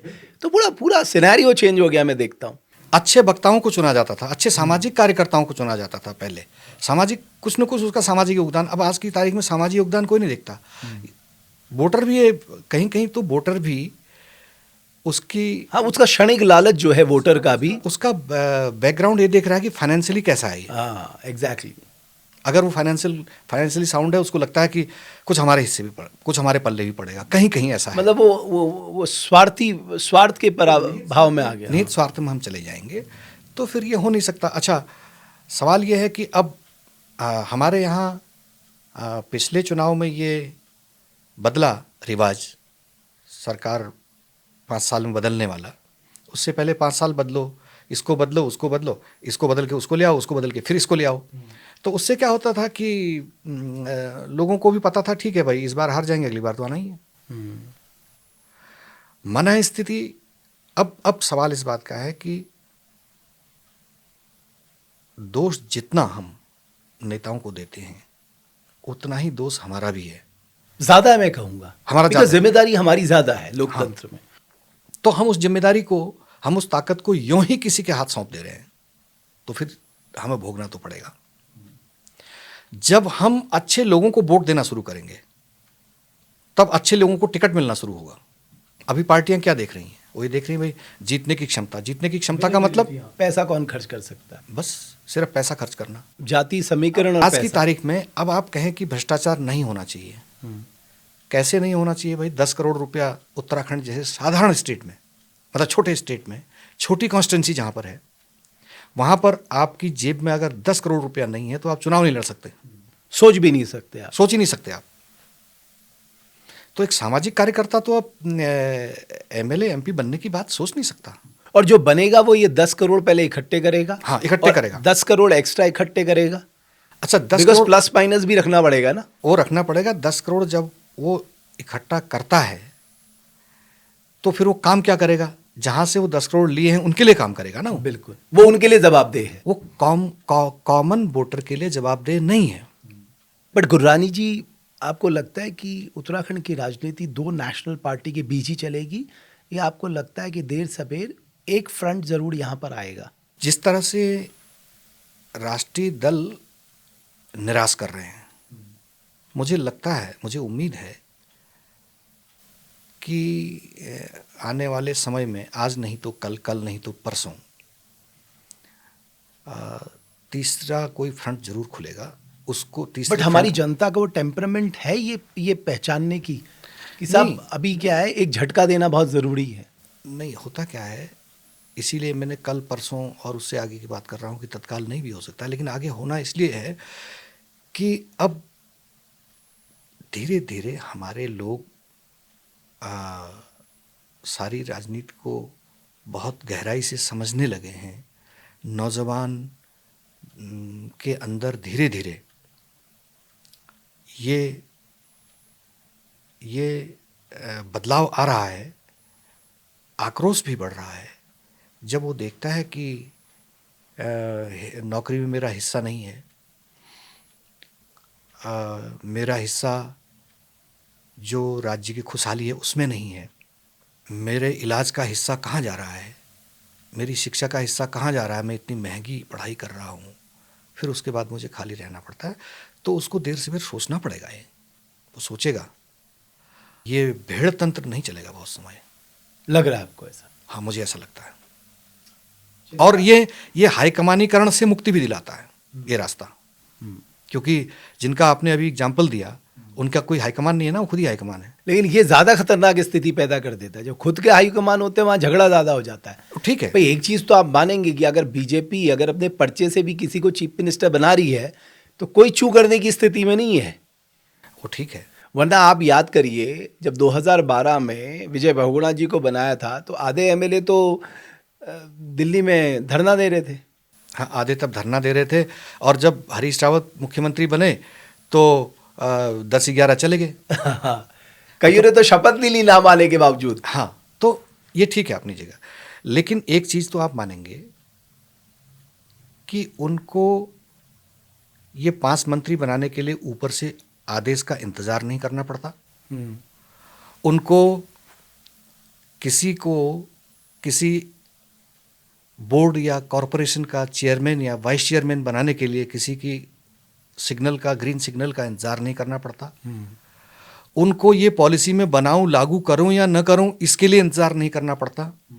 क्योंकि आज ये भी बंदिश है ना, भू कानून अगर सख्त बनाएंगे तो आपको पहले पूछना पड़ेगा दिल्ली से भी। भले ही आप सैद्धांतिक तौर पर ये सही है कि ये राज्य, यही कारण गैरसैंण पे फैसला नहीं हो पा रहा है, बिल्कुल नहीं हो पा रहा है। जबकि हो जाना चाहिए था। आप तय करो, आपको गैरसैंण बनाना है नहीं बनाना ना है। आपने नहीं बनाना, आप मना करो। आपको रायपुर बनानी, बनाना नहीं बनाना है, बट हाँ या ना तो कहो। आपको नहीं बनाना है तो मना करो, मना करो। वरना आपने वहां पर करोड़ों रुपए का इंफ्रास्ट्रक्चर खड़ा करके उसको छोड़ दिया है। आप ये ड्रामा किसको दिखा रहे हो? 3 दिन की विधानसभा का, 4 दिन के विधानसभा सत्र का ये ड्रामा किसके लिए कर रहे हो? ये राज्य के लोगों का मजाक है, राज्य के लोगों के साथ धोखा है, राज्य के लोगों की भावनाओं के साथ खिलवाड़ है। क्या कर रहे हैं आप? इतना तामझाम उठा करके ले जा रहे हैं वहां पर, और बहुत पैसा खर्च होता है। आपने मजाक कर दिया, आपने मखौल बना दिया इसको। 3 दिन विधानसभा सत्र होता है, आपकी विधानसभा की मीटिंगें पूरी नहीं हो पा रही हैं, लोग चुन क्यों रहे हैं आपको? कोई एमएलए कहने की स्थिति में नहीं है, आज नहीं कह पा रहा है कि भाई सत्र पूरा करो। साल भर में आपके जो वर्किंग आवर होने चाहिए, विधानसभा चलने के जो घंटे होने चाहिए, वो तक आप पूरे नहीं कर रहे हैं। एवरेज साल का 14 दिन है। नहीं तो पूरे क्यों नहीं कर रहे हैं? वही मैं कह रहा हूं, कभी तो 50 दिन तो करिए। तो आपको वो पूरा करना चाहिए। और दूसरा, गैरसैंण के नाम पर ये छलावा क्यों है? कौन इस छलावे को दूर करेगा? गैरसैंण लोग कई बार कहते हैं भावनात्मक विषय है। भावनात्मक नहीं, ये राजनीतिक विषय है, राजनीतिक इच्छा शक्ति का विषय है। आप क्यों नहीं उसको घोषित करना चाहते, या चैप्टर बंद कर दो चैप्टर, कोई बात नहीं। हाँ, हिम्मत दिखाइए, बोलिए हम नहीं बना सकते साहब, हम देहरादून ही रखेंगे, हो गई बात खत्म। रायपुर के लिए चर्चा शुरू हो जाती है कि साहब वहाँ पर एक विधान भवन बनना है। क्यों बनना है भाई? किस राज्य में 2 विधानसभा, 2 विधान भवन और वो प्रयोग सफल रहा है? 2 राजभवन, 2। जरूरत भी नहीं है। नहीं, क्या जरूरत है उसकी? वेस्टेज ऑफ मनी है, वेस्टेज ऑफ पब्लिक मनी। बिल्कुल पब्लिक का ही मनी है। अच्छा, लेकिन आपको लगता है नेताओं से ज्यादा जनता ने फेल किया है? लोकतंत्र में साहब जनता जनार्दन सब कुछ है। जनता जनार्दन अगर ये तय कर ले कि हमें फला राजनीतिक दल से, मौजूदा सरकार से ये काम करवाना है, वो करवा सकती है। नहीं, लोग तो आंदोलन भी कर रहे हैं, गैरसैंण में धरने कर रहे हैं। अब ऐसा ना कि सारे स्टेट के लोग तो चले नहीं आएंगे, वो कर रहे हैं वहाँ पर, उनकी इच्छा है वहाँ पर बने, वो कर रहे हैं। अब डिसीजन तो सरकार को देना है ना। अब अगर उनको लगता हो कि वोट के लिहाज से अब बहुत फायदे का धंधा गैरसैंण नहीं है, तो नहीं करेंगे, लटकाए रखेंगे उसको। क्योंकि इधर के भी वोट ले लो, उधर के भी ले लो, असमंजस बनाए रखो। क्योंकि क्लियर करने के बाद कई बार फिर ये भी होता है कि भाई वोट वहाँ कम पड़ सकते हैं, यहाँ कम हो सकते हैं, इस पॉकेट के कम हो सकते हैं, उस पॉकेट के कम हो सकते हैं। तो आपने बड़ी इंपॉर्टेंट बात की, जब अगर राजनीतिक दलों से कुछ काम कराना है तो उनकी आंखों के सामने चुनावी हार का डर दिखना चाहिए। अगर ऐसा कुछ दिखेगा तो तत्काल कर देंगे, वो बिल्कुल कर देंगे। वही तो एक डर है। ये जो राजनीतिक दल हैं, वो कोई भी हो, वो फैसला इसी आधार पर करता है कि हमारी सरकार कैसे बने रह सकती है। वो अगर किसी वाद से बनेगी, जाति, संप्रदाय और क्षेत्र, तो वो करेंगे। अगर वो राशन से बनेगी तो वो दे देंगे। चाहे वो कैश से बनेगी तो कैश अकाउंट में डालकर बनेगी तो वो कर देंगे। फिर वो ये नहीं देखेंगे कि इससे स्टेट का कितना नुकसान होगा। जैसे मेरा ये मानना है कि आप एजुकेशन मुफ्त दें, सही है, आप हेल्थ सर्विसेज फ्री कर दें, अच्छी बात है। ये राशन और दूसरी चीज़ें मुफ्त नहीं करनी चाहिए, क्योंकि आप श्रम को हतोत्साहित करते हैं ऐसा करके। जब राशन खाने लायक आप मुफ्त दे देंगे तो फिर कोई दोपहर की धूप में कोई किसान अपनी पीठ जलाना नहीं चाहेगा, और न बरसात में धान रुपाई के लिए आधे फुट कीचड़ में अपने को उतारना चाहेगा। हो रहा है। गांव में जो लोग थोड़ा बहुत खेती करते थे, ठीक है, बंदर सुअर अपनी जगह हैं, पर अब मुफ्त राशन के बाद उन्होंने ये श्रम करना छोड़ दिया है। थोड़ा मुझे बताइए कि आप देहरादून में हैं, स्मार्ट सिटी में रह रहे हैं, तो वो स्मार्ट फीलिंग आपको आती है कभी? मेरी स्मार्ट फीलिंग को यहाँ का जो जाम है वो पूरी तरह धो देता है। सवाल क्या है, हम फिर नीतियों की बात करेंगे। हम किसी शहर के लिए हो या किसी राज्य के लिए हो, हमें अपनी प्राथमिकताएं, जैसा मैंने प्रारंभ में कहा, तय करना होता है। वो हम देहरादून के लिए तय नहीं कर पाए। हमने इसको स्मार्ट सिटी बनाया, बनाने की बात कही, उसकी भी प्राथमिकताएं तय नहीं की। प्राथमिकताएं तय की होती तो 3 बार उसको आप टाइल लगा रहे हैं, फुटपाथ फिर खोद रहे हैं, सड़क के किनारे डामर कर रहे हैं फिर खोद रहे हैं, फिर पाइपलाइन वाले आ रहे हैं फिर खोद रहे हैं, फिर सीवर लाइन वाले आ रहे हैं अलग खोद रहे हैं, बिजली लाइन वाले आ रहे हैं अलग खोद रहे हैं। क्या इतना हम नहीं सोच सकते? इतने के लिए हम कोई नीति नहीं बना सकते? संयुक्त नीति, जिला प्रशासन बैठ जाए कि भाई कोई विभाग खोदेगा नहीं, एक बार खोदेगी, एक नाली बनेगी, उसी में पाइप भी जाएगा, उसमें सीवरेज, बगल से सीवरेज का पाइप जाएगा, बगल से एक जो साइड से जो है एक हम उसके लिए एरिया छोड़ देंगे जिसमें आपका बिजली का, अगर अंडरग्राउंड कर रहे हैं तो बिजली की वायर भी चली जाएगी, टेलीफोन की भी चली जाएगी, और इसकी भी चली जाएगी, मोबाइल वाले की भी, और ये पानी की भी चली जाएगी। ऐसा डिसाइड करना कितना मुश्किल है। दून यूनिवर्सिटी में एक वर्कशॉप हो रही थी, यही बात चली उसमें। एक सज्जन ने उसमें यह कहा कि आप क्या समझते हैं कि जिला प्रशासन और इंजीनियर इतने भी समझदार नहीं है कि वो जो आप कह रहे हैं ये वो कर सकते हैं? तो उन्होंने कहा फिर हो क्यों नहीं रहा है? उन्होंने कहा उनको फायदा ही नहीं है इसमें। उनका फायदा बार बार खोदने में है। बिल्कुल सही बात है। तो सारा खेल फायदे के लिए हो रहा है। फायदे के लिए हो रहा है। जब नीचे से ऊपर तक फायदे की बात लोग सोचेंगे तो फिर तो हर आदमी फायदे की सोचेगा। वोटर भी फायदा देख रहा है कि भाई तात्कालिक फायदा, वो भी देख रहा है कि भाई यहाँ से कुछ मिल गया है तो वोट दे दो। अच्छा, अब रही बात जो गंभीर विषय है यहाँ का, ट्रैफिक जाम। हर आदमी उससे प्रभावित होता है जो ट्रैफिक में आता है, चाहे वो पब्लिक ट्रांसपोर्ट से आ रहा हो, चाहे वो प्राइवेट ट्रांसपोर्ट से आ रहा हो। हम क्या कर सकते हैं इसके लिए? कितनी कॉन्फ्रेंस हो रही हैं? कोई कॉन्फ्रेंस नहीं हो रही। कोई एक आध नाम मात्र की मीटिंग हो गई, उसके बाद खत्म हो जाती है बात।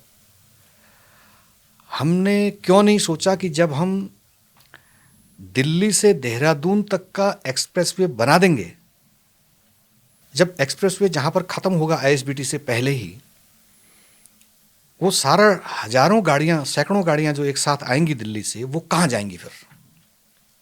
हमको तो उस एक्सप्रेस उससे पहले बना लेना चाहिए था। हाँ, उसके साथ तो कम से कम बनाना ही चाहिए था एक आउटर रिंग रोड, जिसको दिल्ली में कहते हैं ईस्टर्न पेरिफेरियल वे और वेस्टर्न पेरिफेरियल वे। उस तरह का हम क्यों नहीं सोच पाते हैं? हम सारी चीजें कर रहे हैं। इसीलिए मैं कह रहा हूं कि गुणवत्तापूर्ण विकास एक बात है ना, विकास एक बात है, गुणवत्तापूर्ण विकास दूसरी बात है। हम गुणवत्तापूर्ण विकास की बात कर रहे हैं। आप कम करिए पर उसको अच्छा करिए। आप 5 मेडिकल कॉलेज की जगह 3 बनाइए, लेकिन उनको वेल इक्विप्ड कर दीजिए। ऐसा कर दीजिए कि आपके स्टेट से बाहर जाना ही नहीं पड़े। वैसे ही आप यातायात के लिए ऐसा प्लान बना दीजिए कि आपको अगले 25 साल तक आपके शहर में जाम न लगे। चंडीगढ़ में कारबूजिए ने उस शहर को बुना ना। बिल्कुल। जाम लग रहा है? नहीं लग रहा है ना। 50 साल के लिए उसमें कोई जाम नहीं लगने वाला है जब से बना हो, ये समझ लीजिए आप। अब साल कितने हो गए? अब तो मेरे ख्याल से मतलब आने वाले कई सालों तक उसमें कोई जाम के लिए आप सुनेंगे नहीं कि जाम लग गया, वहाँ बहुत लंबा लग गया, क्योंकि उसने ऐसा उसको डिजाइन किया। उसने मास्टर प्लान इस तरह से मास्टर प्लान बनाकर। आप 50 साल का मास्टर प्लान तैयार करिए ना, कौन रोक रहा है आपको? करिए आप। हाँ, उसकी तैयारियों के हिसाब से आपके पास पॉपुलेशन का डाटा है। बिल्कुल, पॉपुलेशन का डाटा है तो फिर आप सबका डाटा निकाल सकते हैं। हाँ बिल्कुल। भाई कितना सीवरेज चाहिएगा, कितना पानी चाहिएगा, कितना इलेक्ट्रिसिटी चाहिएगा, है ना, कितना ट्रैफिक, कितना पब्लिक ट्रांसपोर्ट चाहिए। हाँ, और हम ये कहते हैं कि ये जो अंधाधुंध निर्माण है, इसकी भी समीक्षा होनी चाहिए। ऑब्वियसली हमारे राज्य में तो होना भी नहीं चाहिए। जो सस्पेक्ट जोन 5 में है ऑलरेडी, हाँ, वहां पर आप अलाउ नहीं कर सकते अंधाधुंध निर्माण। नहीं गिरीश गुररानी, अगर मेरे पास पैसे हो भी जाते हैं मान लीजिए, तो मुझे 3 घर क्यों बनाने चाहिए भाई? कहीं तो आज नहीं, ये बात 25 साल बाद 20 साल बाद आपको सोचनी पड़ेगी कि एक ही व्यक्ति 10-10 घर क्यों बना रहा है, 5 घर क्यों बना रहा है, 3 क्यों बना रहा है? रहने के लिए एक घर की जरूरत है। बिल्कुल। आप अपनी जरूरत के लिए रहिए। दूसरा घर बनाते हैं तो आप टैक्स उस पर 10 गुना कर दो। हाउस टैक्स आपको पहले घर का 10,000 रुपया सालाना है तो दूसरे घर का 1 लाख रुपया सालाना होगा। आप डिस्करेज करो ना उसको, डिस्करेज करिए उसको आप। गुररानी जी, मतलब बहुत आनंद आया, बहुत विषयों पर। बस एक विषय मुझे रह गया कि इसका एक हाँ, पॉल्यूशन जो सिटी का है देहरादून का, 300 पार चले जाना अलार्मिंग है। अभी आपने देखा वर्ल्ड इकोनॉमिक फोरम में जो गीता गोपीनाथ हैं, उन्होंने क्या बात कही। अब बड़ी दिलचस्प बात बताऊं गुररानी जी, मैं अपने प्रोग्रामों में कहते रहता हूं कि भाई हम अपना 9.5% of our GDP, 9.5% of our GDP country का हमारा जा रहा है बिकॉज ऑफ एयर पॉल्यूशन। भाई 22 लाख लोग सालाना मर रहे हैं बिकॉज ऑफ एयर पॉल्यूशन। इतनी बड़ी आर्थिक हानि, इतनी बड़ी जान की हानि हो रही है और उस पर हमारा कोई ध्यान ही नहीं है।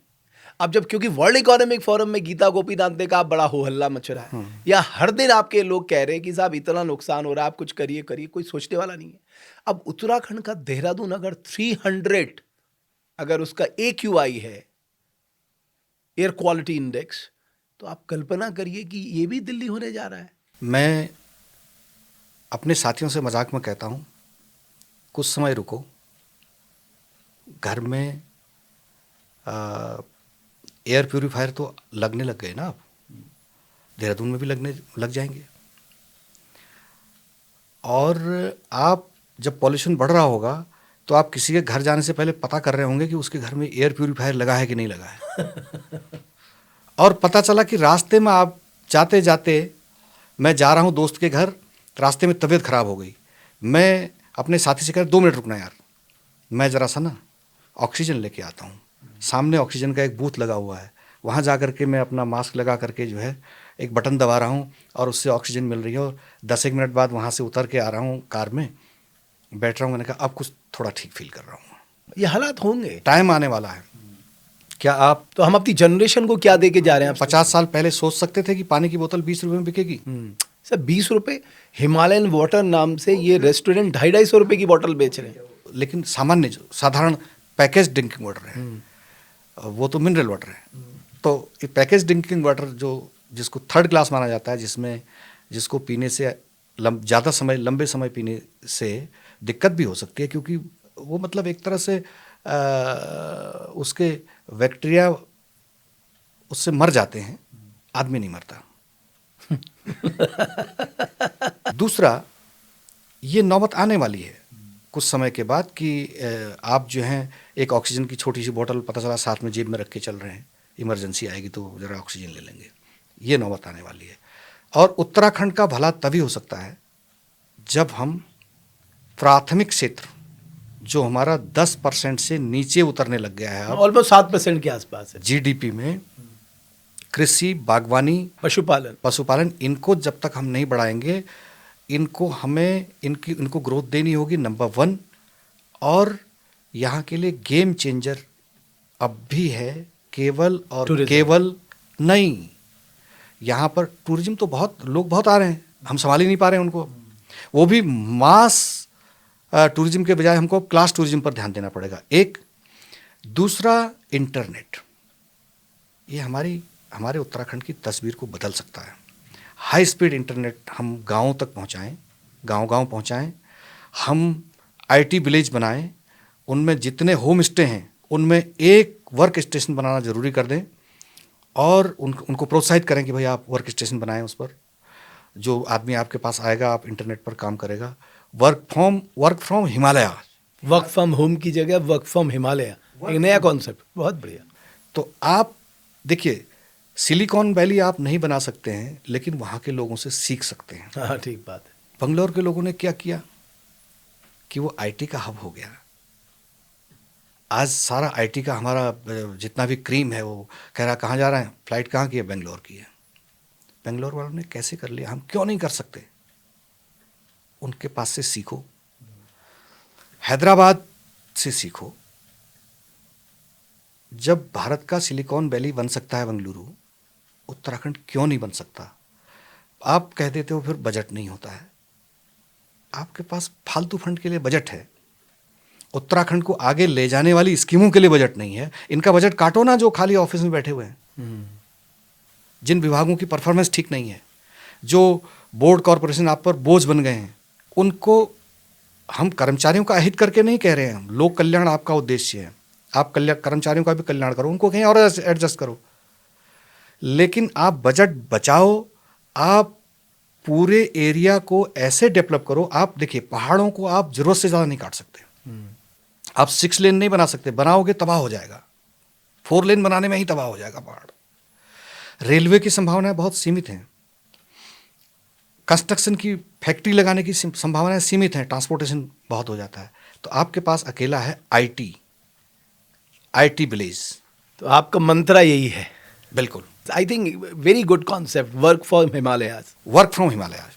और वहाँ उनको रोकिए, अपने होम स्टे में रोकिए। सुबह शाम को उनको मडवे की रोटी खिलाइए, सुबह माल्टा और बुरांस का जूस पिलाइए। हाँ बिल्कुल, और रूरल इकोनॉमी को आगे बढ़ाइए। एम्प्लॉयमेंट जनरेशन तो हो गए। बहुत धन्यवाद गुरानी जी। धन्यवाद, बहुत बहुत बहुत आभार। और आप आए, और मुझे लगता है कि आपने पत्रकारिता के बाद का ये सबसे बड़ा निचोड़ दिया आज। मुझे लगता है ये आपका पहला पॉडकास्ट होगा। पॉडकास्ट पहला है। आप कभी मंच पे भी नहीं आते थे ऊपर, मैंने कभी नोटिस नहीं किया।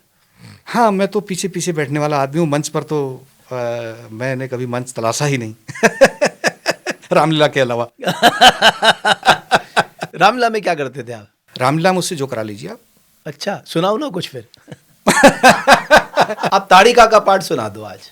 मैं तो ताड़ी का तड़ागा तड़ तड़ ताड़ करती हूँ, मैं तो ताड़ी का तड़ागा तड़ तड़ ताड़ करती हूँ। अब याद ही नहीं आगे। मैं तो तुम जैसे पुरुषों का आहार करती हूँ, मैं तो तुम जैसे पुरुषों का आहार करती हूँ। मैं तो ताड़ी का तड़ागा तड़ तड़ ताड़ करती हूँ। आ जाए मेरे सामने तो जिंदा नहीं छोड़ूं, मैं तुम जैसे पुरुषों का आहार करती हूँ। वाह वाह। तो अच्छा, एक्चुअली अपना भी जीवन रामलीला में गया था, इसलिए मैंने कहा कुछ भी सुना दीजिए। तो आप हमसे अगर कहें कि रावण का गा दो तो हम रावण का गा देंगे, राम का गा दो तो राम का गा देंगे। बिकॉज क्या कि इतनी शानदार रामलीला, मुझे लगता है कि ये हेरिटेज है। हाँ बिल्कुल, ये एक ऐसी परंपरा है रामलीला की। हाँ, वो आईटी विलेज में रामलीला भी दिखाओ उनको। और क्या उससे बढ़िया क्या हो सकता है? आप एक एक एक एक एक नया सांस्कृतिक लहर दौड़ा सकते हैं, एक अलग रूप दिखा सकते हैं। आपको तो वाकई याद है, मैं तो सब भूल भाल गया है। तो एक लाइन याद थी वैसे। मुझे तो आप मुझसे कह दीजिए कि आप किसी का भी सुना दो, मैं उसका सुना। आप कहेंगे सुमंत का सुना दो, मैं सुमंत का सुना दूं। आपको केकई का सुना दो, मैं केकई का सुना दो, है ना? तो आपको राजा दशरथ का सुना दो, मैं राजा दशरथ का सुना दूं। अच्छा, क्योंकि राजा दशरथ का पार्ट छोटा था, लेकिन वो बड़ी अच्छी लाइनें थी उनकी कि पश्चिम दिशा उदय हो भानु, हाँ, गंगा उलटी भय निधानु, हाँ, वेद विहीन जगत सब जानू, तो भी ना हूं हारी, पलट जाए सारे जमी सारी, हम नहीं बोले झूठ पलट जाए चाहे जमी सारी। वो केकई को जब कहती है, भाई कहाँ है आपने जो प्रॉमिस किया था, आपने 2 वरदान प्रॉमिस किए थे, 2 ना, बोले झूठ बोल दिया आपने। तब वो कहते हैं नहीं मैंने किया है। आप राजा दशरथ का खेला करो, बाल बाल भी सफेद हो गए। नहीं, हमने तो दशरथ का उन दिनों खेल दिया जब हम घोर रूप से जवान थे। मतलब आप कह रहे हो तब तो सीता का खेल लेना था आपने। नहीं, सीता इसलिए कि मुझे पहले सीता का रोल देने की बात की गई पहली रामलीला में। सीता राम लक्ष्मण खड़े किए गए तो मैं लंबा हो गया और सीता जो है राम जो है वो छोटे हो गए। जोशी जी थे, तो ये कहा गया नहीं यार ये जोड़ी जमेगी नहीं, राम लंबा, इसको इधर करो। तो इसलिए मुझे सीता से शिफ्ट करके राम बना दिया गया। अब राम के बाद फिर क्या होता है कि यहाँ तो खैर सब करते रहते हैं ना, वहाँ ऐसा होता था कि जैसे एक एज होगी तो फिर राम का पाठ आपको नहीं मिलेगा, राम की भूमिका नहीं मिलेगी। मतलब आप जैसे ही आप 15 साल के हो गए, लगभग 15-16 साल के, तो फिर आपको राम की भूमिका नहीं मिलेगी। अब मूंछ आ गई तो आप किसी दूसरी भूमिका में जाएंगे। रावण वाले क्लब में जाइए अब आप। हाँ, मतलब आप रावण के क्लब में जाओ, आप सुमंत वाले, दशरथ वाले क्लब में जाओ, या ऋषि मुनियों के क्लब में चले जाओ, बंदरों के चले जाओ, हनुमान जी के चले जाओ। तो हमने बाकी सारे कर लिए फिर। मतलब मैंने रावण का नहीं किया और राम से नीचे नहीं किया। राम से नीचे का मतलब लक्ष्मण, सीता, भरत, शत्रुघ्न जो छोटे होते हैं, वो नहीं किया। बाकी लगभग सारे किए होंगे। मुझे लगता है कि आपके साथ बैठना, बातचीत करना और आपके सानिध्य में रहना, मैं दिल से बताऊं और मैं पब्लिकली एडमिट करता हूं, मुझे हमेशा से आनंद का विषय रहा मेरे लिए। नहीं, मतलब आप मुझे बहुत आनंद आया। आप जैसे ऊर्जावान पत्रकार जो हैं, उनसे हमें बहुत उम्मीद रहती है। अब जैसे समय हो गया है, उस समय के लिहाज से आप जिस तरह से इस प्रोफेशन को आज भी बहुत तरीके से कर रहे हैं, वो हमारे लिए गर्व की बात है। बहुत धन्यवाद सर, और आपका सानिध्य ऐसे ही मिले और आपकी स्माइल ऐसी देवभूमि डायलॉग के लिए हमारी बहुत बहुत शुभकामनाएं, धन्यवाद। और उसके दर्शकों के लिए भी। गिरीश गुररानी जी का एक लंबा करियर रहा है।